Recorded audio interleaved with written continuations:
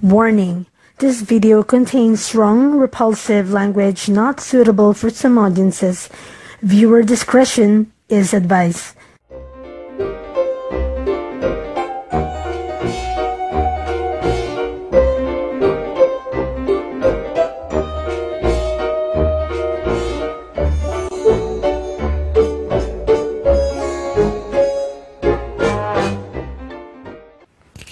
Maraming salamat sa nag-like, nag-share, at syempre sa mga nanood ng aming video. Sana po ay patuloy po kayo na maging taga-subaybay at hindi po kayo manawa sa amin. Maraming salamat po muli.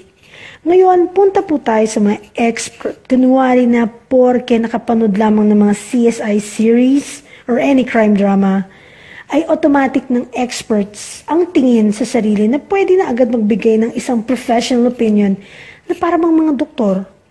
Ito ay walang iba kundi si Cynthia Patag na matagal nang napatag ang utak dahil sa kagamit ng droga.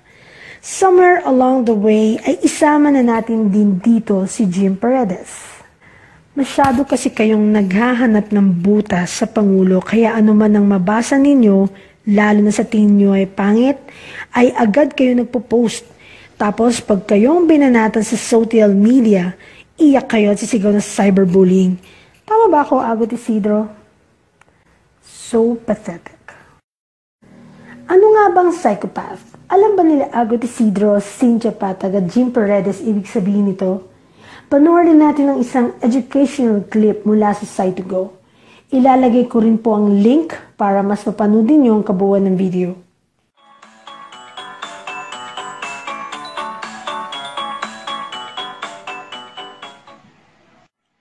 Psychopath isn't a crazy person from a movie, bloodthirstily running around, ready to kill you on sight. Have you ever wondered if any of your friends could actually be a psychopath? Or is Hollywood's definition of a psychopath more appealing? Contrary to what many people think, not every psychopath is a killer or a criminal. They have a personality disorder known as psychopathic personality, which falls under the antisocial personality disorder category in the 5th edition of the Diagnostic and Statistical Manual of Mental Disorders. This disorder is characterized by lack of empathy, lack of remorse, and antisocial behavior. Hollywood loves to portray psychopathy as madness to ensure a box office hit, but in everyday life, that's not necessarily true. When it comes to the likelihood of having a psychopath in your life, the odds are not in your favor.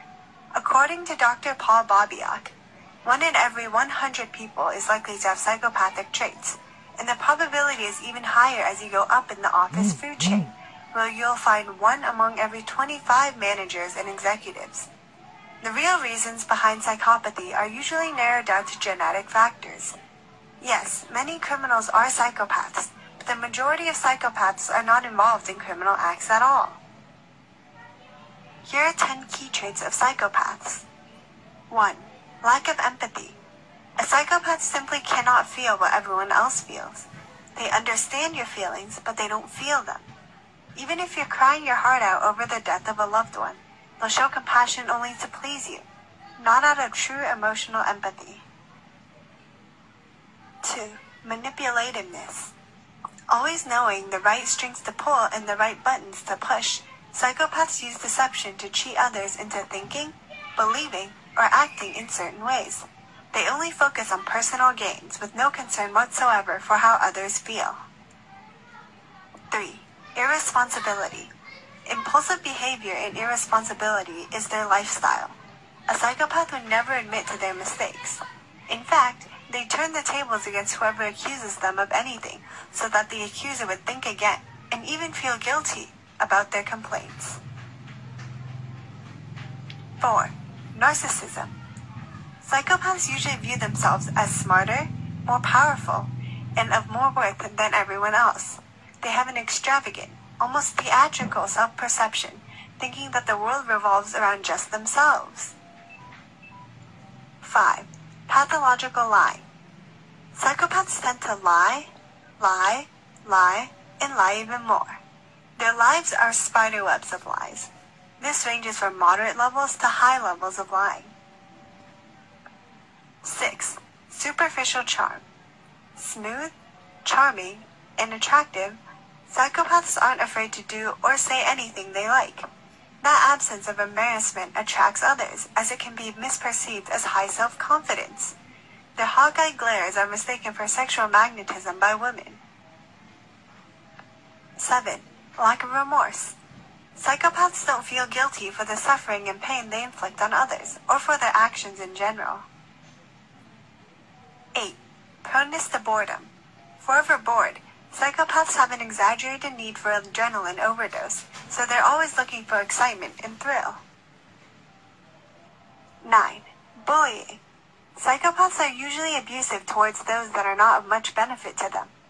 This could be subordinates, elderly people, children, or in most cases, animals. They like to exercise their power over other fragile beings through bullying, and they may shoot hurtful words at any time without warning. 10. Sucker for power. They have an excessive need to exercise power and control over others. In other words, they're control freaks. Everything must go the way they want it to. Ngayon, based on what you have watched, sino sa dalawang pangulo ang psychopath? Si Abnoynoy ay kailanman hindi nakita ng remorse, lalo nung namatay ang mga fallen SAF-44. Natatandaan niyo pa ba na si Abnoy Langan laging nakangiti sa litrato? Masayang-masaya pa nang dumalo sa inauguration at Mitsubishi at hindi raw nakaschedule ang pagsalubong niya sa Fallen 44. Imposible namang hindi niya malaman yun dahil siya ang Pangulo at kailangan maihatid sa kanya ang balita ASAP. Sa mga sinasabi ng channel ng Site2Go, masdan ninyo kung sino sa dalawang Pangulo ang psychopath. Sino ang walang remorse na tila ba'y natutuwa pa habang nakikipag-usap sa mga kaanak ng mga namatay na SAF-44? Sa buong termino ng Abnoynoy Idiot Aquino, laging siya ang nakangiti kahit na hindi naman dapat. Isa pa, bakit naging interesado si Abnoy sa pagkamatay ni Espinosa samantalang nung namatay ang mga SAF, mas inuna pa ang abnormal idiot ang inauguration ng Mitsubishi dahil wala raw ito sa schedule niya. Ang sabi ni Jim Paredes, stoic lang daw si Abnoy. Panoorin ninyo po ang video namin ng Pamagatay English 101. Kamusta nga pala ang green card mo sa US, Jim Paredes? Kamusta din Australia? Balita ko naubusan ka raw ng English kaya ka narito ngayon sa Pilipinas. Saka speaking of remorse, hindi nga kayo nagsisi nung ginamit niyo si Noli Asensio, hindi ba? Gumawa kayo ni Paredes ng post na in-exploit ninyo ang pagkamatay ng tao. Kayo ang nagtitwist ng katotohanan. Ang title pa nga ng post nyo ay He Wasn't Poor. Ang mapait na katotohanan sa inyo, Cynthia Padag at Jim Paredes, gumagamit pa kayo ng mga inosenteng tao gaya ni Noli Asensio para lang makapanira kayo ng Pangulong Duterte at hindi man lang kayo nakitaan ng pagsisisi or remorse sa ginawa ninyo.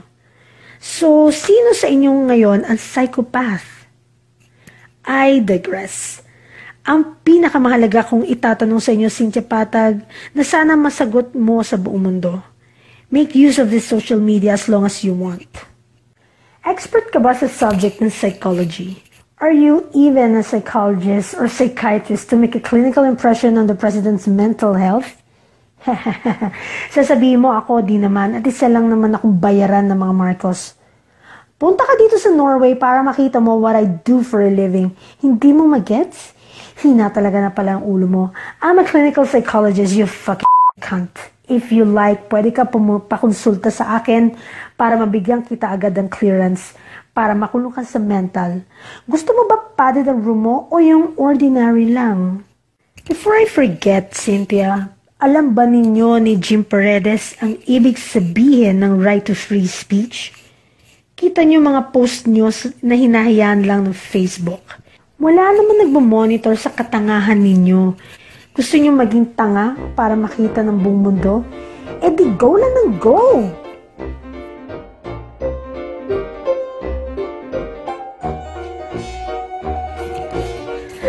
Ooh, look at me! I'm a yellow tard and I'm dissented! That's why I don't curse and I hate DJK but I like to make false stories. I even like to see innocent people dying through bombings and storms.